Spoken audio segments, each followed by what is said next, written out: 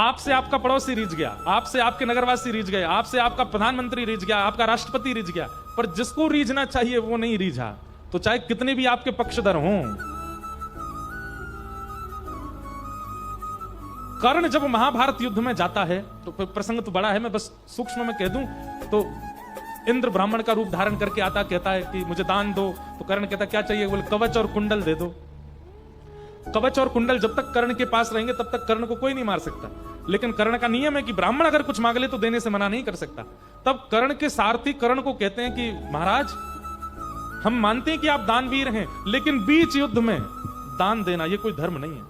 आप ब्राह्मण से कह दीजिए युद्ध के बाद आ जाए, अभी नहीं। तब कर्ण एक बहुत अच्छी बात कहते हैं, अपने सारथी से कहते हैं, बोले मैं कब तक बचूं? मेरे पक्ष में दुर्योधन है, दुशासन है, भीष्म पितामह है, कृपाचार्य हैं, सब हैं, पर मेरे विपक्ष में पूरे ब्रह्मांड का नायक खड़ा है। मैं कब तक बचूंगा? ये कवच कुंडल मेरी रक्षा कब तक करेंगे? अरे मानव रूठा हो तो मनाया जा सकता है, राजा रूठा हो तो मनाया जा सकता है, महाराजा रूठा हो तो मनाया जा सकता है, पर यहां तो देव रूठा है, इसको कैसे मनाऊंगा? कब तक बचाऊं? तो तुरंत अपने कुंडल कवच निकाल करके दान कर दिए। कर्ण की इस बात से क्या समझे? भगवान रूठे हुए हैं तो मेरे पक्ष में चाहे जितने लोग हों, मेरा नाश तो निश्चित है। पूतना की स्थिति ऐसी है, पूतना के सब भले ही मोहित हो गए पूतना से, लेकिन ठाकुर जी नहीं रीझे। रावण के काल में भी तो यही था। रावण के काल में नारद जी कहते हैं, मैं भी अपने वीणा पर रावण रावण रावण रावण कीर्तन करता था कभी कभी, इतना उसका भय था। महादेव तो स्वयं कैलाश से चल करके जाते थे लंका अपनी आराधना करवाने।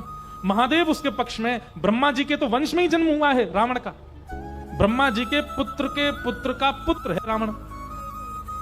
ब्रह्मा जी पक्ष में है, शंकर जी पक्ष में है, इंद्र पक्ष में है, सब पक्ष, कुबेर पक्ष में है, लेकिन नारायण पक्ष में नहीं थे, तो कोई नहीं बचा पाया रावण को। इसलिए भैया, और तो रूठे भले रूठे, पर तुम जन रूठो मालाधारी।